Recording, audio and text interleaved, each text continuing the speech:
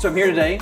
I'm psyched to be here at the Tech Room, Thomas Keller's new restaurant, with Gary Vaynerchuk. You're still a wine guy. Yes. Still obsessive wine guy. I'm super thrilled for this moment. Still an obsessive Jets fan, I'm assuming. More than all of the above. Yeah, but you have not bought the Jets yet. Not yet. Okay, so what we're gonna do today, we're gonna taste a few sports-related wines. Some from people you may love, some from people you may not love so much. Yep. And then we're gonna talk about your new wine project, Empathy Wines. This is wine number one. Okay. And basically, I'm kind of just curious to get your take on it. Do you like it? Do you not like it? It's Big classic. nose. Big nose. I love being transparent with the audience. Yeah. And the way that you set it up, I'm extremely nervous to like Drew Bledsoe's wine. You know, like I'm looking for Drew's wine, so I'm trying to think about Washington State like nobody's business. This has enough power and flavor profile to concern this Jets fan. Yeah, we're gonna move on. We're gonna try number two. So different wine. Yes, and has a little bit more of that candy thing going on. Mm-hmm. You know, like when I think about this is the profile that really took over in the late 90s and early 2000s. Yep. Big League Chew, Skittles, Razzles. If you're a candy connoisseur, this is your wine. The Razzles actually are kind of like spot on for this. I think so. By the way, those are the things that was unacceptable when I was doing Wine Library TV. Like, you can't say that. I'm like, I think I can. Okay, wine number three. Now, not all of these are necessarily tied to football, too. I understand. So this aromatically has my attention. Yeah. You know, it has an old world funk on initial nose. Little sweaty sock meets like licorice. And it's a little more restrained. It's a little more pulled back. So this is my favorite wine. Like if I have to pick a wine, straight up, this is my favorite wine. Okay. Now, because I know a lot of people watching, that has a lot to do with where my palate is right now. Right. In a lot of ways, I can argue over the last 20 years, all three of these could have been my favorite, knowing my palate well. This is just naturally the infrastructure of my actual palate. I'm somebody who loves sauerkraut and pickles and olives, but also can jump from eating a pickle to having a scoop of ice cream, going back to sauerkraut, back to, so this sweet and savory kind of thing that's going on here crushes for me. Yeah. And real quick, before I unveil, I don't know if you're allowed to do this as host. Yeah. Which one of the three are your person? Like just as a human. I'm between these two. Yeah, me I think too. this is a nicely done wine. I agree. It's got a little too much oak for me. This has that lift of acidity. This is too candy. Yeah, this is super candy. And by the way, this is where it gets fun. Like this is why I love to work in the floor. If somebody came in, I would ask them 2 or 3 questions. And most likely, I'd probably recommend one of these 2 wines. Yeah. Because if I could tell this was going to get them. But to answer your question, this. Okay. I'm going to tell you. Let's go actually in order because I think it's like, Yeah. So I think you'll be pleased to know that wine number 1 was Drew Bledsoe's wine. Give me some credit. Can I get some credit in the room? I knew it. You did not pick Drew Bledsoe's wine. You were free to continue to go to Jets games. I really thought it was. Wine number 2, however, is...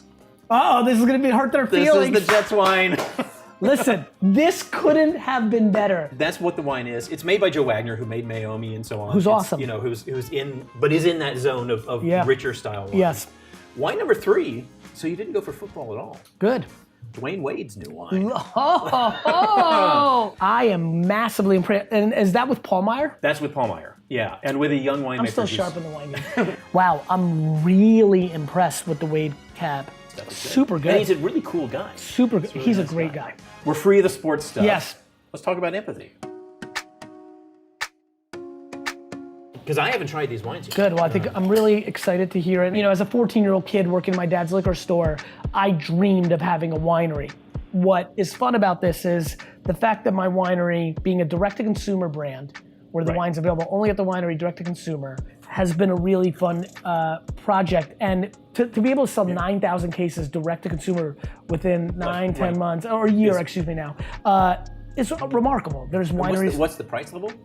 Basically, in its macro, we're trying to produce $40 wine for 20 bucks. Right. And then when I think about styles, very simply, I think about I need to destroy Whispering Angel. Right. I need to create some sort of paradigm. This is now on the white. Right. Between Ridge Chenin Blanc, Conundrum, and my deep love for Rhone whites in a contemporary way. And on the red, it is completely, I want to go after prisoner. So I understand the current consumer. There's a delta between us wine nerds and the consumer. Like, I want Robert Bohr to think the wines I'm making are good, and then I want every single person that comes to a barbecue that's like, this is just delicious. Have no content. And to drink it and love it. The hardest core wine geeks that signed up out of like support have been like really caught off guard by the white and been pretty impressed, and that's been like, it's good stuff. It's got what I love about some of those Rhone whites, which is it's got volume on your mouth. It's like it's got.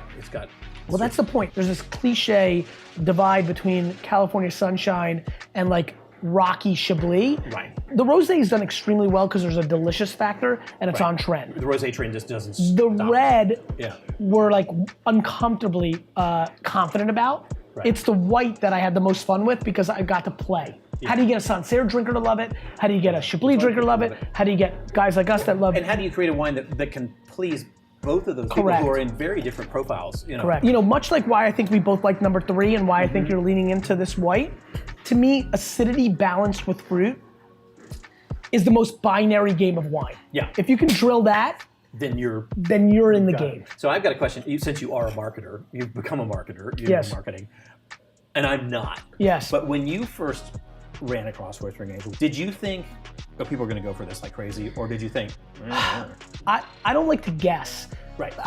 You know what's funny? I just believe in the audience, the market. I don't judge them.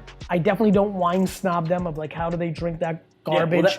They like it. They like it. They drink it. They drink it. So it was more when it started really hitting 3 years later, where I was like, ooh, could this be the catalyst for the category? Right. And in some ways it has been. It has been. And the category's going nuts. Banana. I mean, rosé's starting to get dangerously close to white. Yeah. So, Ray, this was a lot of fun. This is a blast, man. Thank you for coming having by. me. Yeah. I'm relieved you didn't pick Drew's wine. I've tasted an outrageous amount of Washington State wines to the point where even double blind like this was, that's where I went. That's where I went. I was like, oh, it'd be fun to have a Patriots to get me. Yeah. Like, but you know, on a separate path, it's a really well-made wine. But the Dwayne Wade wine is pretty cool. No, Dwayne Wade wine is uncomfortably good. Yeah.